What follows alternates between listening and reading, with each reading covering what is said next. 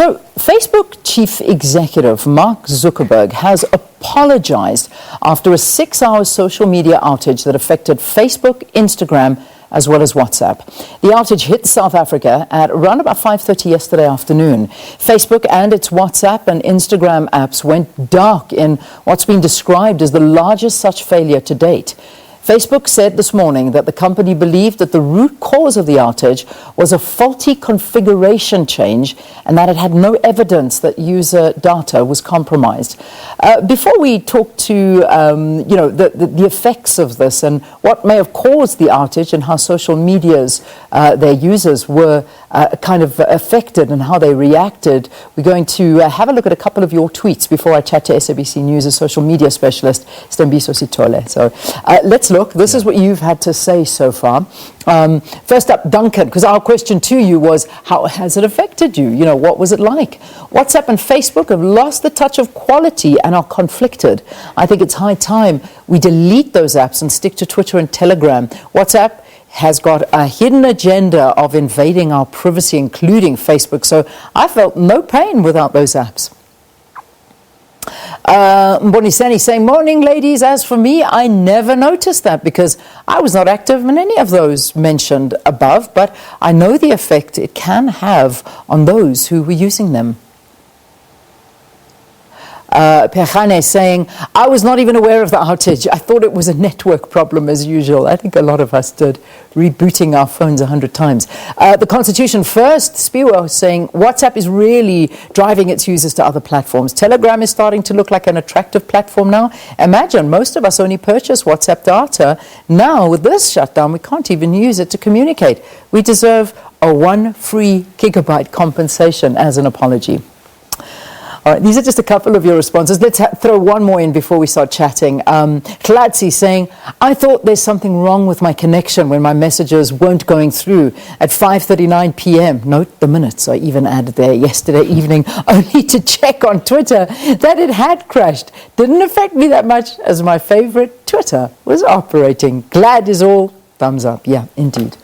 So there you go. I mean, people really went ahead and just, it wasn't good. So welcome, firstly, to Morning Live, if I may say that. Thank you so much, you're joining our team. You're going to be working on our social media accounts. What a good day to start. Exciting times indeed. It is. It is. It really is. So let's talk about it. I mean, this goes down, okay? Everybody, 5 o'clock or 5:30 yesterday, you start refreshing, things are not happening, and people start asking questions like, what's going on? Our first response is, we blame the network. Yes. Yeah, that was the first response. And of course, this shows that a lot of people rely on social media platforms to communicate for personal use, for business use. And once you start realizing that the network is not connecting, and then later on you realize actually it's the platform, then you start panicking because a lot of people are relying on that. So it really caused a huge panic. Yeah. But just give background before that. Of course, we all know that the whistleblower recently spoke about the challenges that she came across, the concerns that she had when it comes to Facebook. And one of the key things was that is the information when it comes to the concerns that there is a view that Facebook is taking much attention when it comes to profit, not only focusing on the people's needs. And therefore, even today, she's appearing again to talk more in one of those council where she's giving more evidence when it comes to that. So the timing of this really is alarming. The timing is alarming, and that's something that I think a lot of people are questioning. And this is not the first time that Facebook has been in a situation like this, because Facebook always seems to be defending itself in and amongst a lot of chaos. I mean, when we talk about the insurrection that happened in the US, a lot of people turned to social media saying that this was one of the platforms that started spreading this. The same goes for a lot of political incidents that have happened around the world, that, you know, election manipulation through some fake news articles or through Facebook. And I mean, there have just been so many different issues that have come up. So Facebook is not as innocent as it appears to be from what we're seeing coming out. Not at all. And what this does, when it comes to a brand perspective, it has a huge damage. You know, a lot of people are starting to doubt the platform, and there are a lot of concern and calls rather to saying we should move into other, platforms for us to really utilize them instead of using Facebook. And I must say, the lady also who's a whistleblower, it was in the section of the Department of Civil Misinformation, of which then that's when also she revealed that there are a lot of things that were done that a lot of people didn't know about that. Therefore, there are calls for other, social media users to move into another platform. So from a branding perspective, this has a huge impact. And also looking into the concerns that, of course, Mark has lost a lot of worth when it comes to this, But the key thing is the other organizations that are using Facebook Live. Last night, we saw a lot of those organizations expressing their views, simply saying they were scheduled Facebook Lives and a lot of people paid for that, and therefore they've made a huge loss. Yeah, and you look at how Facebook started, and the whole idea was just to keep people connected, find friends all over the world. The idea behind it is absolutely amazing. But then Facebook acquires WhatsApp, then it acquires Instagram. So all of these platforms run by one company, something goes wrong, they all fall apart. And at the same time, like you say, this is not just how we look at it as a social aspect.